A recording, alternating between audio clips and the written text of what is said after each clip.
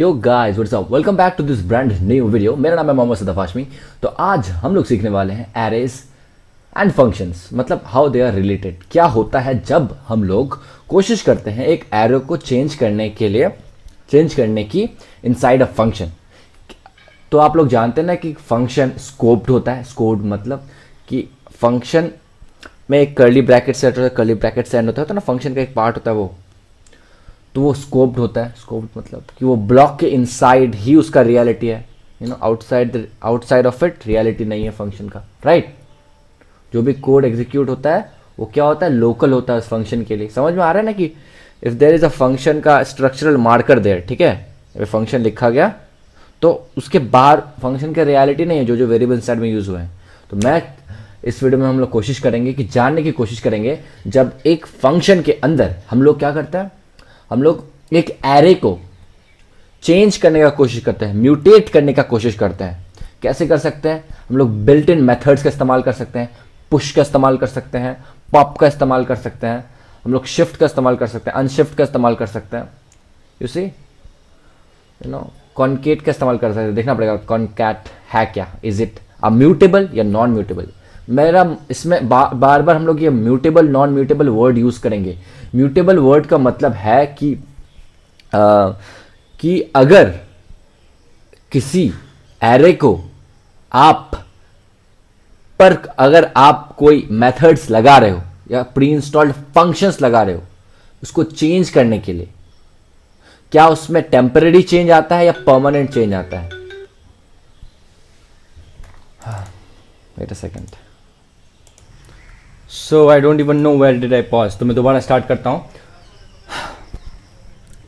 तो आज हम देखेंगे कि एक क्या, अच्छा म्यूटेबल अनम्यूटेबल पे बात करते हैं, शायद नॉन म्यूटेबल पे।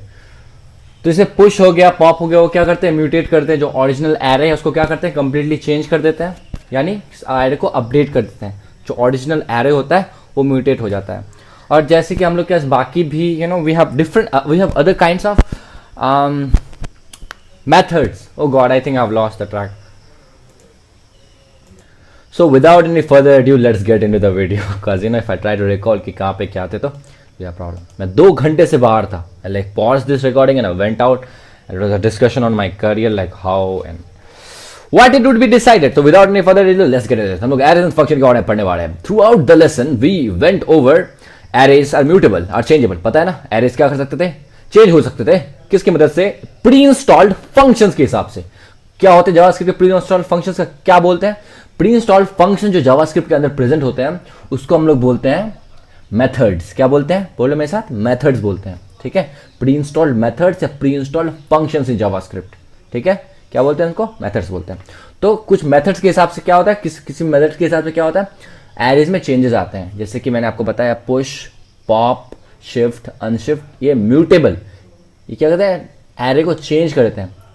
पुश और पुश और पॉप, ये जो दो एरे हैं, सॉरी ये जो एरे मेथड्स है, ये करता क्या है, these are called destructors of array. This methods are called destructors of array. जब आप एरे पे अप्लाई करते हो तो पूरा का पूरा एरे जो होता है, ओरिजिनल एरे होता है, उसका वैल्यू क्या होता है, चेंज हो जाता है। Okay, so what happens if we try to change an array inside a function? अब बोल रहा है कि एक फंक्शन के अंदर आप एक एरे को चेंज करने का कोशिश करते हो। फंक्शन के अंदर ब्रैकेट्स के अंदर वो कोड चल रहा है, ठीक है। मान लो ये फंक्शन है, इसके ब्रैकेट्स के अंदर एक कोड चल रहा है जिसमें एक एरे इन्वॉल्व है। ऑलराइट, एक एरे इन्वॉल्व है, ठीक है, ठीक है। तो अभी पता करेंगे क्या उसकी वजह से क्या ओरिजिनल एरे में चेंजेस आता है, वो पता करेंगे कि does array keep the change after the function call. Okay, क्या कहते, देखो, does the array keep the change after the function called और it just scoped inside the function? क्या उसका वजूद आउटसाइड द ब्रैकेट्स होता है? क्या चेंजेस एक्चुअल एरे में आता है अगर हम उस एक्चुअल एरे को दोबारा बुलाते हैं तो उस फंक्शन को लिखने के बाद? वो पता करेंगे। देखो, God, I'm literally fidgeting. Take a look at the following example where dot push method on an array inside a function. Recall that dot push method mutates or changes. Sorry, that was my alarm. याद है मैंने बताया जैसे push method क्या करता है, एक array में चेंजेस ला देता है। पुश मेथड में बेसिकली होता क्या था कि एक मान लो एक एरे है, तो इस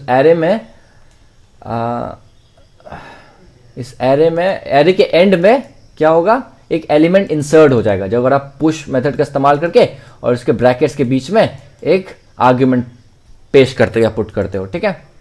लेट अस सी विदाउट एनी फर्दर अडू हम लोग क्या करेंगे किडीज,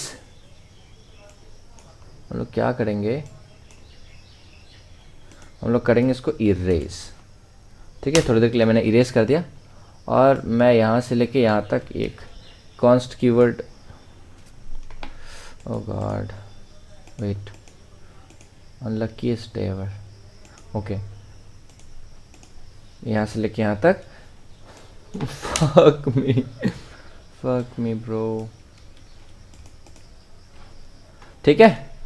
ये वाला मैंने कॉन्स्ट कीवर्ड का इस्तेमाल करके मैंने एक फ्लावर नाम का वेरिएबल बनाया और उसको मैंने असाइन किया एक एरे। इसमें पोनी, डैफोडिल, मैरीगोल्ड नाम के फ्लावर्स हैं, ओके। तो नेक्स्ट फंक्शन क्या कहता है, यहाँ पे हम लोग को फंक्शन कीवर्ड का इस्तेमाल करना पड़ेगा, फंक्शन। उसके बाद ऐड FLOW फ्लावर नाम का हम लोगों ने एक FLO स्मॉल l होगा ब्रदर, फ्लावर नाम का एक फंक्शन लिखा है जिसका पैरामीटर हम लोगों ने ARR रखा है, ठीक है। और इसके अंदर जो ब्लॉक कोड है कर्ली ब्रैकेट्स के अंदर हम लोगों ने वहां पे लिखा है ARR क्या है हम लोग का पैरामीटर। उस पैरामीटर के साथ क्या करना है, उस पैरामीटर को एक वैल्यू प्रोवाइड करना है, इस पैरामीटर पे एक वैल्यू प्रोवाइड करना है। हम लोग ऐसा ना लिख के हम लोग यहाँ पे जाके अगर आप लोग लिली लिखते हो LILY, ये भी बात सेम होगी, but we are not doing that. हम लोग इस एरे को हम लोग एक क्या कर रहे हैं, एक स्ट्रिंग प्रोवाइड कर रहे हैं। और स्ट्रिंग कैसा, एक एलिमेंट है एक एरे का, ठीक है। क्या नाम है इसका, लिली, LILY, ठीक है। तो ये हो गया हम लोग certain code. Oh god, add FLOWR flower. Add flower क्या है, एड फ्लावर कुछ नहीं bro, add flower FLOWR flowers. क्या हम लोग एड फ्लावर जो हम लोग का फंक्शन उसको हम लोग कॉल कर रहे हैं, क्या हम लोग एरे की जगह क्या हम लोग ने फ्लावर लिखा है, क्या फ्लावर हम लोग का पहले से डिफाइंड ये है एरे है, हाँ। तो क्या होगा, ये वाला जो वैल्यू है लिली वो इस के वैल्यू में पुश कर दिया जाएगा, यानी कि मैरीगोल्ड के बाद आएगा हम लोग का lily. Let us see what happens. देखो अब ध्यान से देखो, क्या मैं console.log outside this curly brackets कर रहा हूं, आउटसाइड द फंक्शन कर रहा हूं। अगर ये वाला एरे म्यूटेट नहीं होता है, अगर ये ओरिजिनल एरे म्यूटेट नहीं होता है, तो इससे ये पता चलेगा कि जब हम चेंज करते हैं एरे को इनसाइड ऑफ फंक्शन तो वो एक्चुअली म्यूटेट करता है, यानी वो एक्चुअली चेंज करता है। Let's see, let's run. Oh god, we did a mistake somewhere I guess. क्या बोल रहा है, okay, flower is not defined, why, flowers है ब्रो, फ्लावर्स होगा ब्रो, फ्लावर्स ऐसे छूट गया यहाँ पे हम लोग का, कोई बात नहीं, पता था ऐसे छोटी मोटी गलती बड़े बड़े शहरों में होती रहती। देखो देखो, प्योनी लिली इंसर्ट हो गया हम लोग का नया एरे में। इसका मतलब ये वाला का पूरा जो एरे था वो क्या कर गया, म्यूटेट कर गया इस फंक्शन की वजह से। तो इसका मतलब इसके इफेक्ट जो है, इसके इफेक्ट्स बाहर भी होते हैं, it's just not limited inside this curly brackets. Clear है? Let's go over what happened over the example. The flowers array had 3 elements. याद है कौन कौन से 3 एलिमेंट्स थे, 1 2 ये 3, लिली एडेड नहीं था, ठीक है। द फंक्शन एड फ्लावर जो हम लोगों ने क्रिएट किया था, ये वाला add flower, has parameter of array, ये वाला एर मैंने जिसे बताया पैरामीटर है। इसको क्या करते हैं, डॉट पुश का मेथड इस्तेमाल करके एक element not a value, not a string, एक एलिमेंट इंसर्ट किया जाता है इसके अंदर, ठीक है। We call add flower with argument of flowers, ठीक है। एड फ्लावर क्या है, फंक्शन। तो यहाँ पे ARR लिखोगे या कुछ भी नहीं लिखोगे तो कुछ फर्क नहीं पड़ता, लेकिन हम लोग क्या लिख रहे हैं यहाँ पे, हम लोग यहाँ पे फ्लावर्स लिख रहे हैं। इस वाले वेरिएबल जो एरे कंटेन करता है उसको बुला रहे हैं, okay. we check the value of flowers and it includes the lily element in the array, and the array was mutated. So when we pass an array into a function, if the array is mutated inside the function, that changes will be maintained outside the function as well. समझे?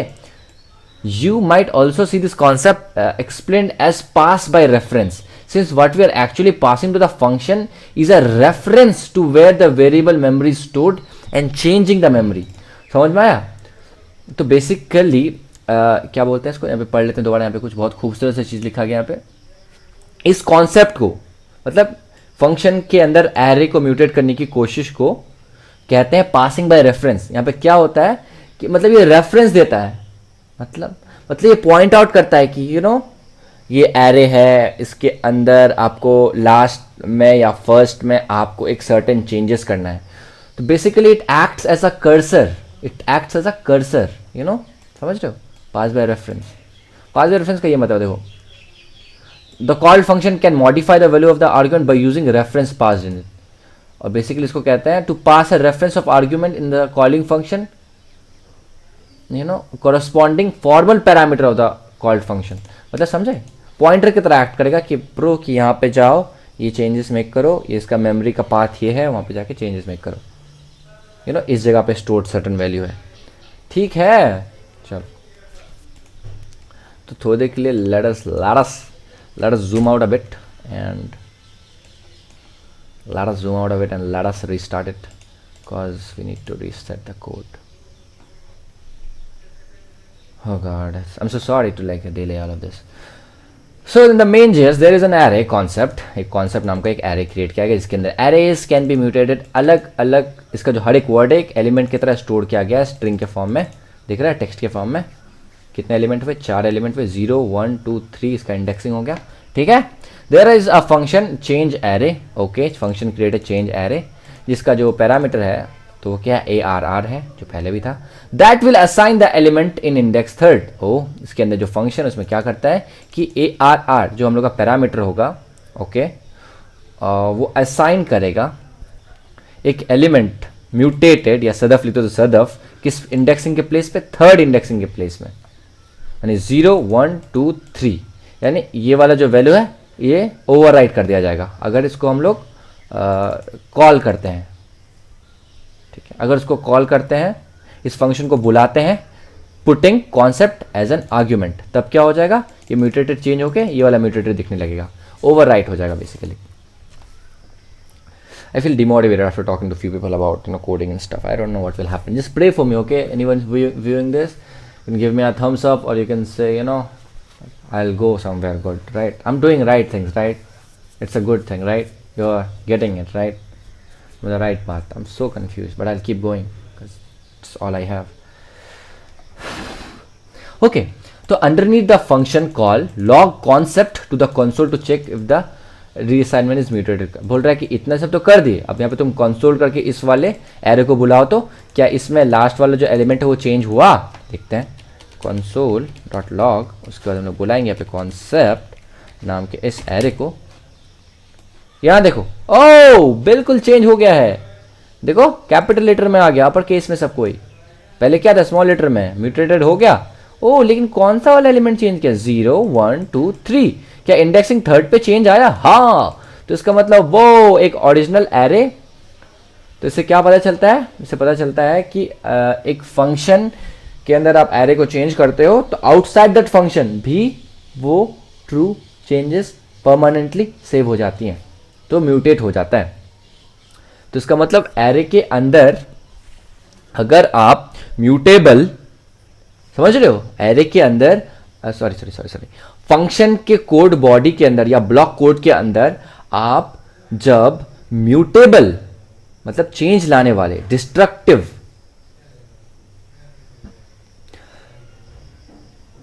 JS के pre installed methods या functions का इस्तेमाल करते हो तो same changes outside भी आते हैं.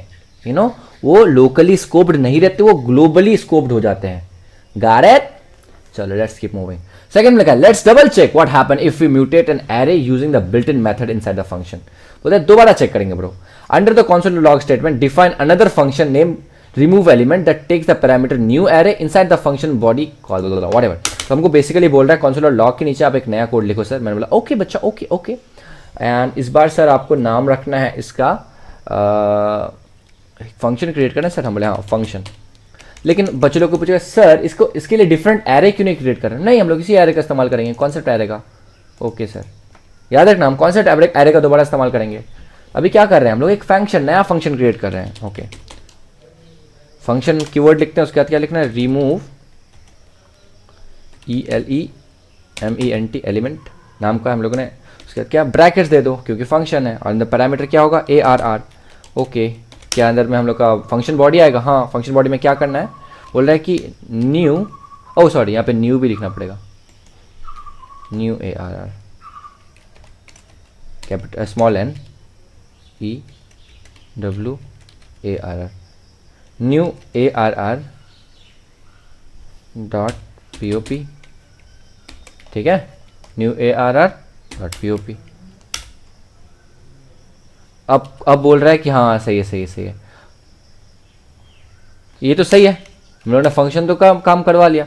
लेकिन आप बोल रहा है कि हाँ रिमूव एरे, जो रिमूव एलिमेंट है इसका इस्तेमाल करो। हम बोले ठीक है सर, रिमूव एलिमेंट, उसका जो इधर आर्ग्यूमेंट रखना है, आर्ग्यूमेंट कॉन्सेप्ट रखो। हम लोग का पुराना वाला जो थोड़ा मोड़ा चेंज हुआ था, पुराना वाला पैरामीटर पुराना वाला एरे रखना। I know I am going with my words ऊपर नीचे, डोंट गेट कंफ्यूज। ठीक है ठीक है, ये तो वर्क कर गया। अब बोल रहा है कि चेक करो, मतलब console डॉट लॉग का इस्तेमाल करो। बोले ठीक है सर, console डॉट लॉग का इस्तेमाल करके यहाँ पे लिखो कॉन्सेप्ट। ओ देखो, एरेस कैन बी, क्या म्यूटेटेड वर्ड उड़ गया? क्या पॉप का वही काम था कि लास्ट से एक एलिमेंट उड़ा देना, तो लास्ट से एलिमेंट उड़ गया। ओ या तो क्या होता है कि आप एक एरे को आप अगर परमानेंटली चेंज करना चाहते हो तो बहुत कुछ कर सकते हो, राइट। अब चाहो तो पूरा का पूरा एरे उड़ा दो, उसको डेटा टाइप भी चेंज करो, उसको नंबर बना दो, एरे रहेगा नहीं वेरिएबल का फॉर्म में। अब चाहो तो उसका एक एलिमेंट उड़ा दो, चाहो तो पूरा एलिमेंट्स उड़ा दो, चाहो तो कुछ नया एलिमेंट्स ऐड कर दो, चाहो तो स्पेलिंग चेंज कर दो, कुछ भी कर सकते हो, राइट। ओवरराइट करवा दो, स्प्लाइस करवा दो, नए वर्ड्स ऐड करवा दो, उसको पूरा का पूरा टेक्स्ट में कन्वर्ट करा के छोड़ दो।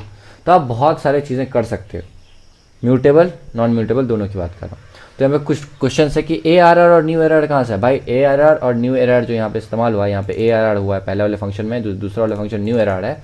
ये बेसिकली ये आर्ग्यूमेंट्स कहते हैं, आर्ग्यूमेंट्स सॉरी इसको पैरामीटर कहते हैं, पैरामीटर्स। हाँ, ये पैरामीटर्स बेसिकली हम लोग का जो फंक्शन होता है उसके लिए लोकल वेरिएबल्स की तरह एक्ट करते हैं। ठीक है, क्लियर होगा मेरे हिसाब से। Dot pop method change the structure array was defined as a constant. Why dot pop method change the structure of an array that was defined as a const variable? Very good question. तो const variable हो और कोई एक array assign किया हुआ उसको, okay, it doesn't mean कि उसके अंदर के एलिमेंट्स को आप उड़ा नहीं सकते हो। द ओनली थिंग, उड़ा नहीं सकते हो, चेंज नहीं कर सकते हो, नया एरे ऐड नहीं कर सकते हो, और कॉन्स्ट एरे से डिफाइन है, कॉन्स्ट कीवर्ड से अगर एरे डिफाइंड नहीं, तो only thing you can not do it like that कि आप एक कॉन्स्ट एरे को बिना डिफाइन किए, मतलब स्क्वायर ब्रैकेट कुछ नहीं लिख रहे हो ऐसे करके छोड़ दोगे बिना इक्वल टू का साइन, तो वो नहीं कर सकते हो आप। और आप क्या नहीं कर सकते हो, आप पूरे के पूरे एरे को दूसरा एरे असाइन नहीं कर सकते हो, लेकिन उस एरे के एलिमेंट्स में चेंजेस ला सकते हो। Hopefully that is clear. Okay. Nested arrays हम next class में पढ़ेंगे. I'm so sorry I got distracted so much. I was called for 2 hours or something. I'm sorry if this video isn't clear. If you want this video to be made again, I'll make it. तब तक के लिए आपका भाई मोहम्मद सतफ हाशमी कर रहा है. Bye. I love you.